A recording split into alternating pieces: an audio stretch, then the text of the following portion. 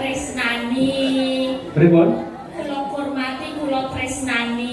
Sampeyan muni tresnani jare kuwi iso teles dhewe lho, Kak. Teles napa, Kak? Ya kaya grogi ngoten lho roh sampeyan. Terus jenengane saya tambah ya suwane kok ngibarate kaya emas ni malah kaya sinangkling kaya digosok satengah mencorong. Aku ki lho rungokno el. Wah, iki bukesi ya sumunar mawa cahya lho ya niki. Aku ki lho nang omah dadi bojone meh 15 taun. Ora tau lho dilem-lem kaya awakmu el. Aduh, piye iki? Masa kok, Bu? Masa nggak pernah dilem toh, Bu? Ya, marang awakmu iku lho. Jane ya bukesi Ngaten lho, Pak. nun sewu.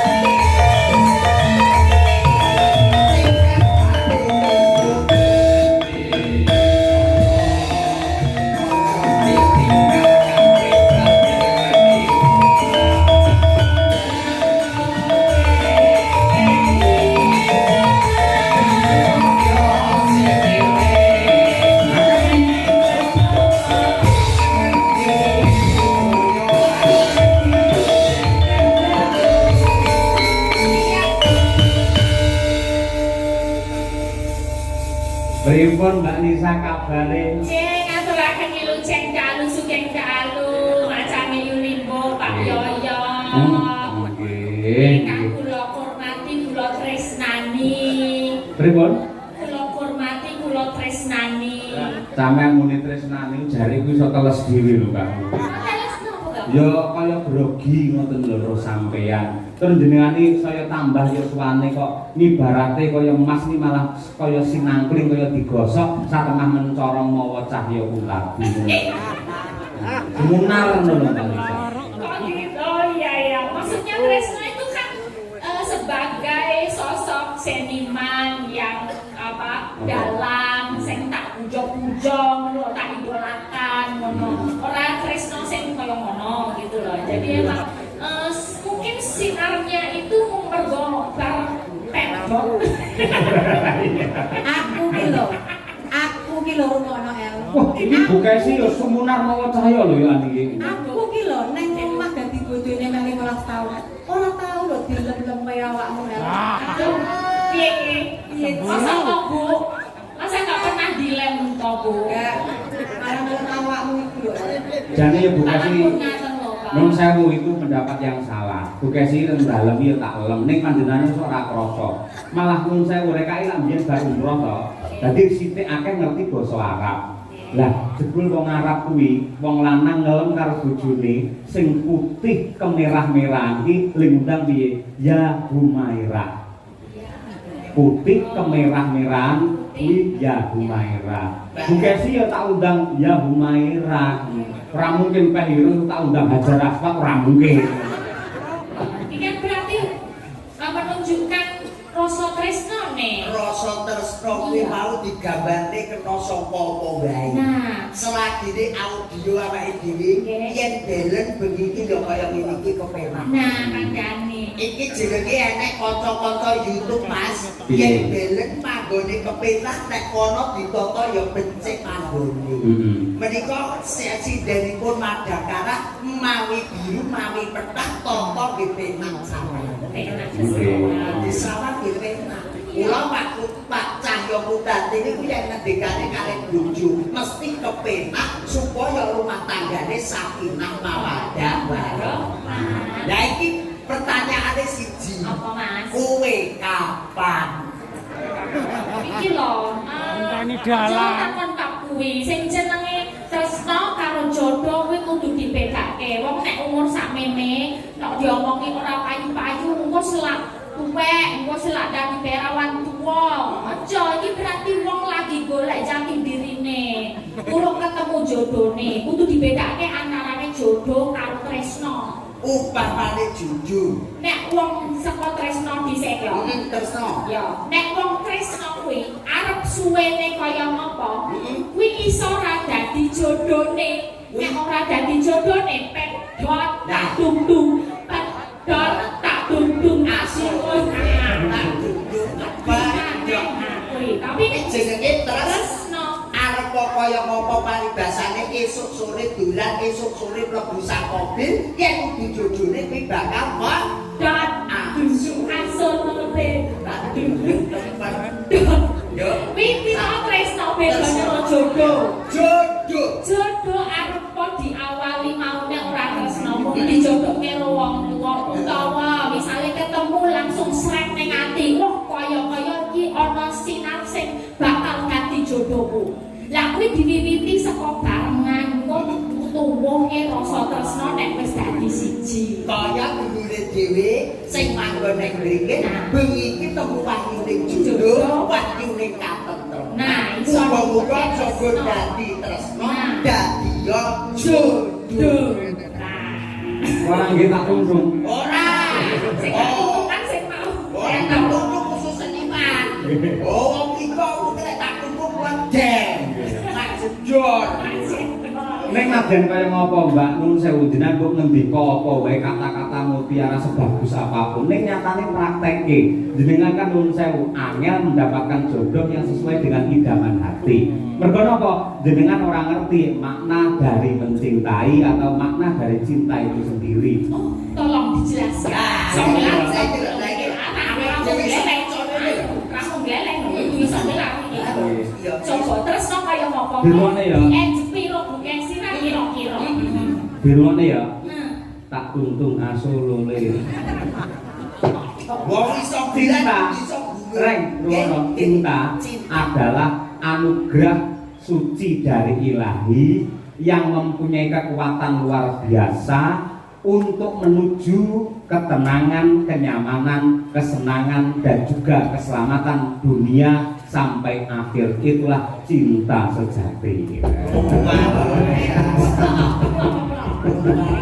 Berarti benar. Ora dogo. Ora dogo. Kita iki bener tenan iki. Ketoke marem.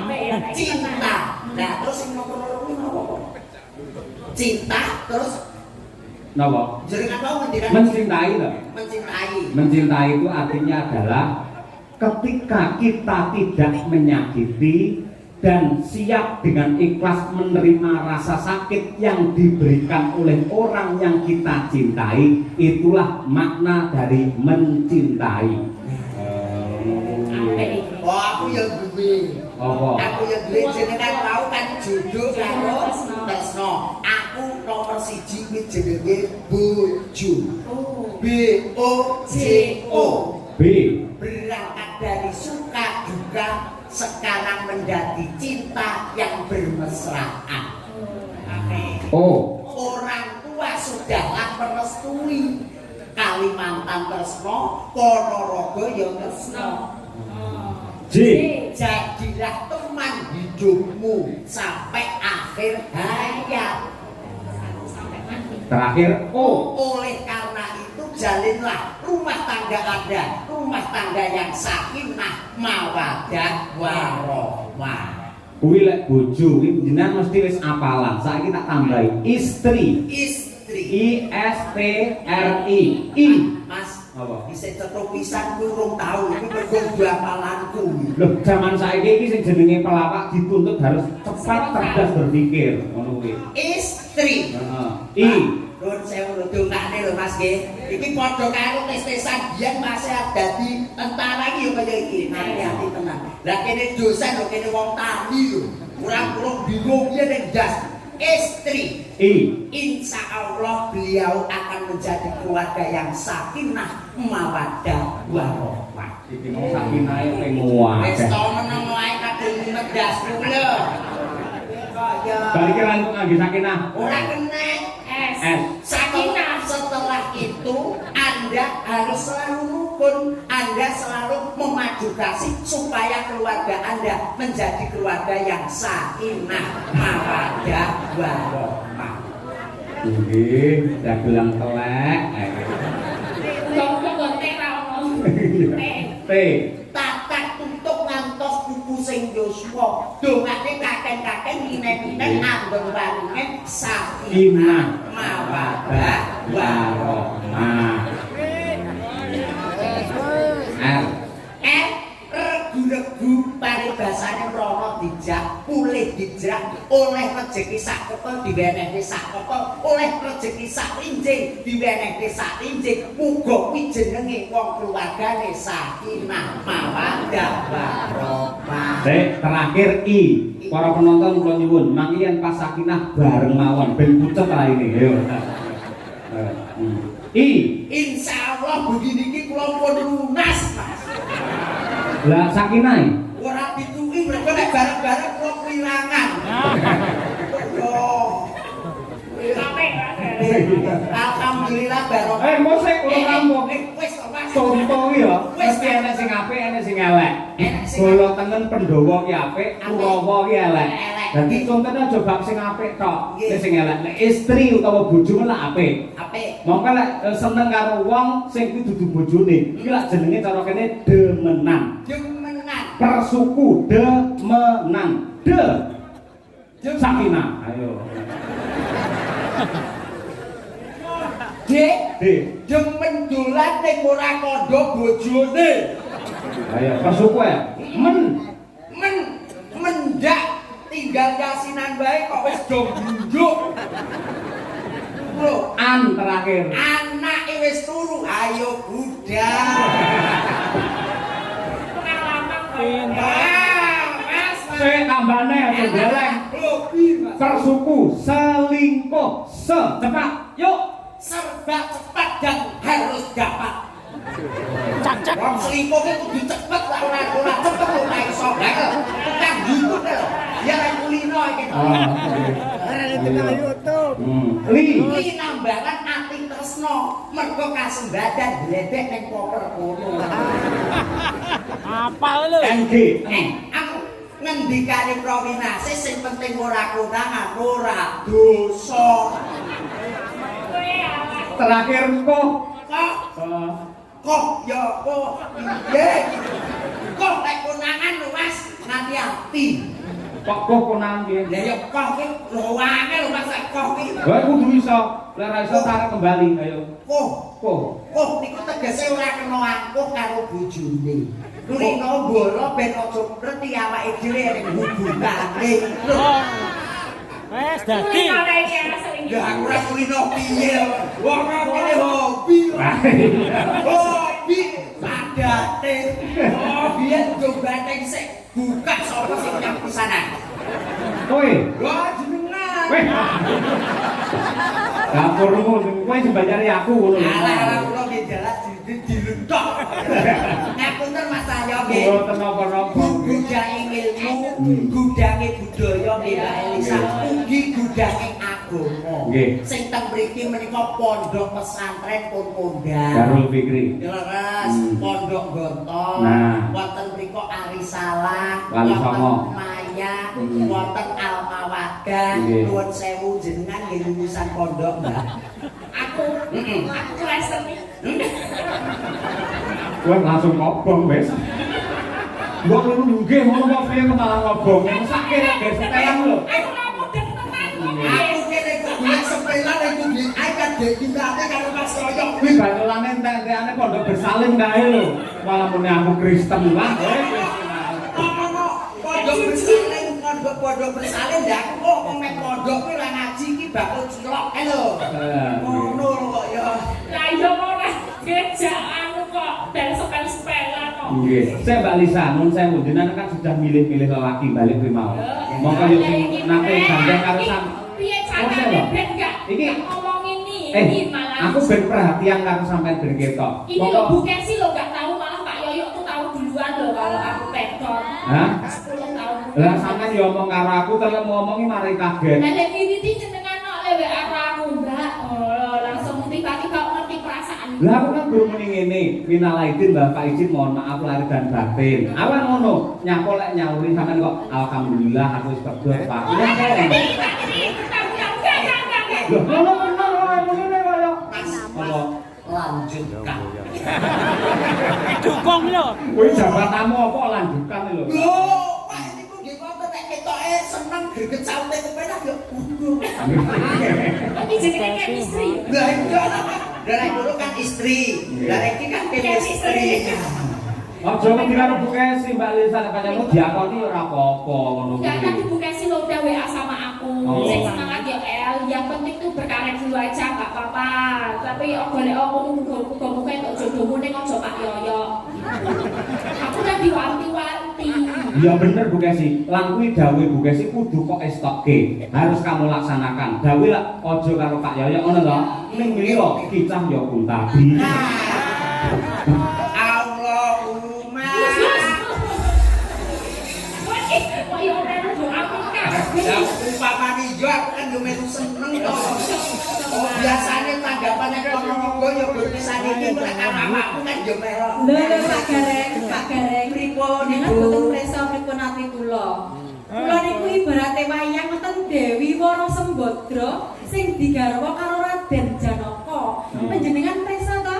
Raden Janaka menika lelananging jagat sing garwane ora mung trima siji, nek saketi digodari. Iya. Nah, yen aku iki ibarate Sembadra, aku iki wis jembar.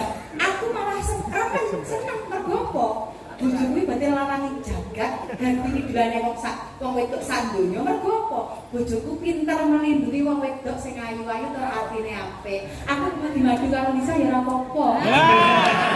Dadi Saya Mbak Elisa nggih, saya Mas Yoyo. Kula pun gadah langganan jamu tonggo loro.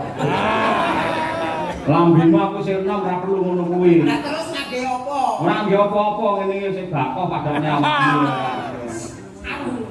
Isi rosol. Rosol. Rosol. Kita wis bentuk keyakinan. Jadi Beda keyakinan. Mergo aku Islam sampean Kristen ngono to. Lah keyakinan iki. Keyakinan piye? kamu yakin sama aku. Terus, kono? Aku rodok yakin. Saya orang muni nggak yakin rawani deh. Ora wani. Buat bila santet kok madul. Kok kadari. Nembak Mbak Lisa nembak. Siap. Ada surat-surat juga, ada salam-salam juga. Lah ini tulisannya apa Mas Gareng nek iso aku yo ra iso kamu deh. Ya Allah. Iki wis ki BL Wisa. Kok boten iso Mas. Aku yo mumet kok. Mumet niki kula. Jan mumet. Yo dibuka sih dong Mas. Lho kok iso dibuka sik? Duite apa ora? Niku teng mriku enten seratane lho Mas. Napa? Lah niku gue Iya, kok kan yang jero yo mesti enak to ngerti ya. Oh lah yo, barang pisan Iya. iki. Ceblokne lah. Wah, tulisannya kayak dokter deh. Salam taklim saking keluarga. Napa niki? Kok jauh banget bacanya, Pak. Apa? Apa Jauh ya? banget kok ini. Lah nek wis tuwa iki pancen nek maca ki ado. Oh, lagi 2 menit wis kleru. Aja kuat sik kono wis tuwa. Saking napa niki Pak tatung Mbah Disan nggih. Nah, Mbah Disan nyuwun gending utawi lagu kinanti sandung terima kasih. Utange sandung. Sing wonten saking Balok Pak Samidi menika nyuwun tembang kangen. Lajeng wonten Wonogiri Pak Prastoto ini dari Caksi Lover dan EFC Memanto senggol dong. Minta podang kuning. Mungkin dipunaturaken. Ya. Anu Mbak Lisa nyuwun kadung Trisno dhisik diaturake marang mempelai berdua. Nek nangis kamu piye? Yo ora. Ngopo kadung tresno kok nangis. Nah, yo kadung. Berdua nek ora jodohne.